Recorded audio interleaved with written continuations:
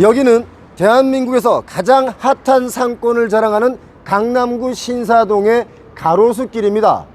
명실공히 대한민국 1위 상권이죠. 그런데 이 지역의 분위기가 요즘 완전히 바뀌고 있다는 것을 여러분께 보고하겠습니다. 허영호 씨. 예, 안녕하세요. 유튜브 내가 자주 봐. 아, 예. 이거 찍느라고 지금. 안녕하세요. 그러시구나. 네.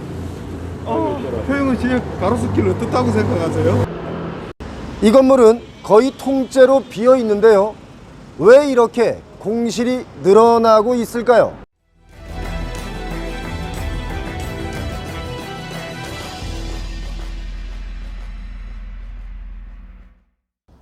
상황이 이렇게 되자 가로수길 건물주들은 임대료를 하향 조정하거나 단기 팝업 임대는 물론 월세는 내지 말고 세금만 내달라는 렌트 프리를 내걸고 있습니다. 신사동 가로수길 상권이 좋았던 호시절은 뒤로 한 채 이제 저물어져 가고 있고요. 이 지역은 극단적인 양극화 현상을 나타내고 있습니다. 가로수길의 구간은 압구정로 12길에서 도산대로 13길까지 해당되는데요. 이 길이 입지 좋은 상권이 형성되면서 가로수길로 유명해졌죠. 그래서 2020년부로 압구정로 12길과 도산대로 13길을 통폐합하고 정식 법정 도로명을 가로수길로 변경하였습니다. 지금 가로수길에는 새로운 분위기가 형성되고 있습니다. 메인 도로는 쇼핑거리로서의 명성을 점점 잃어가고 있는 반면 가로수길의 뒷골목 세로수길은 상권은 공실을 찾기 어려울 만큼 활기를 띠고 있기 때문입니다. 미국 브로드웨이와 비교하면 브로드웨이는 후퇴하고 뒷골목 오프 브로드웨이가 흥하는 그것과 마찬가지죠. 여기가 대한민국 1위 상권이라고 하지만 가로수길을 직접 다녀보면 1위가 사실이야? 하는 의문부호가 붙을 수밖에 없습니다. 가로수길 메인 거리는 임대문의, 스티커가 붙은 공실 건물을 심심찮게 찾아볼 수 있는데요. 심지어 3개 건물이 나란히 공실인 곳도 있습니다. 대한민국 상권 1위 가로수길에 공실이 넘쳐나는 이유는 뭘까요? 가로수길 메인 로드는 주요 브랜드들이 줄줄이 입점했다가 차례로 철수하면서 사실상 상권의 기능을 상실해가고 있습니다. 2030 세대의 절대적인 인기를 등에 업은 애플이 2018년 최초로 매장을 열면서 가로수길 상권에 큰 변화의 바람이 불기 시작했습니다.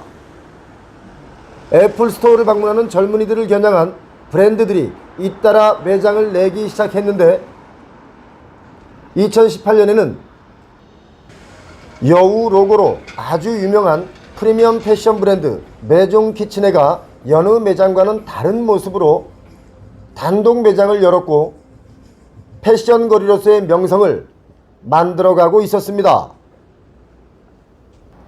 그리고 이어서 2020년에는 나이키 산하 조던 브랜드인 조던 서울, 2021년에는 H&M 그룹의 최상위 브랜드 아르켓 등 인기 있는 브랜드들이 가로수길에 매장을 열었습니다. 그리고 MZ세대들의 절대적인 지지를 받는 화장품 브랜드 템버린즈, 헉슬리 등 유명 브랜드들이 플래그십 스토어를 냈고 신세계 인터내셔널이 수입 판매하는 향수 브랜드 딥디크가 플래그십 스토어를 열었습니다. 프랑스 파리 매장보다도 훨씬 큽니다. 전 세계 매장 중 최대 규모인 것이죠. 그리고 프리미엄 패션 브랜드 아미도 매장을 내면서 다른 여느 프리미엄 패션 브랜드도 많이 입점을 해서 계속 호황기를 누리는가 싶었지만 분위기는 묘하게 바뀌고 있습니다. 프리미엄 브랜드가 입점한 건물 사이사이에 황량하게 비어있는 공실들이 눈에 크게 띄게 늘었는데요. 이 건물은 거의 통째로 비어있는데요. 왜 이렇게 공실이 늘어나고 있을까요? 그것은 두 가지의 이유가 있는데, 첫 번째는 터무니없이 높은 임대료 때문이고, 두 번째는 소비 패턴의 변화가 왔습니다. 특히 애플 스토어의 입주는 주변 상인에게 사람을 끌어모으는 호재일 수 있지만, 반대로 임대료를 기하급수적으로 끌어올리는 악재로도 작용했기 때문입니다. 2018년 입점 당시 애플 스토어는 20년치 임대료 600억 원을 한 번에 냈죠. 애플이 막대한 임대료를 한 방에 지불하면서 동시에 인근 다른 건물들도 일생일대의 찬스가 왔다 싶어 임대료를 대폭 올렸습니다.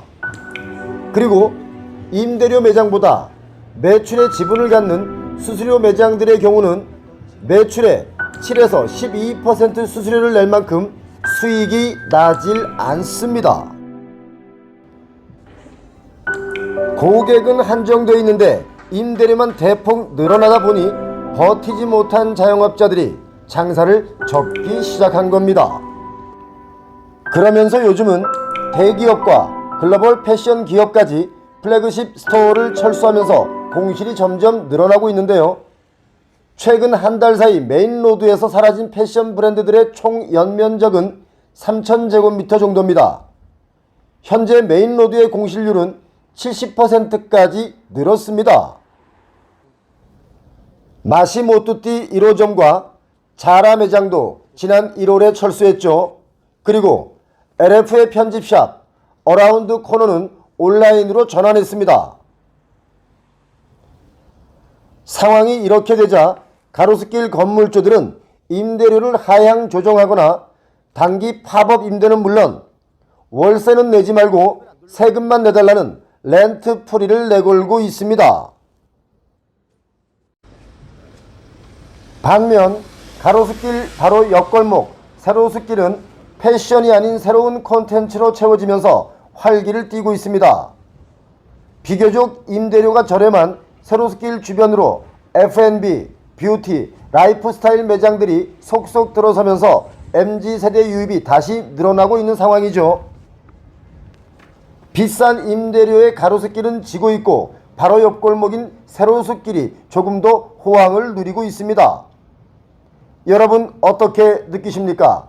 젠트리피케이션은 언제 어디서든 일어날 수 있습니다. 조물주 위에 건물주 명심해야 되겠죠. 음지가 양지되고 양지가 음지되는 그런 것을 여러분 지금 보고 계십니다. 강남구 신사동의 가로수길의 대변화 여러분께 보고 드렸습니다. 표영호TV 구독은 의리입니다. 고맙습니다.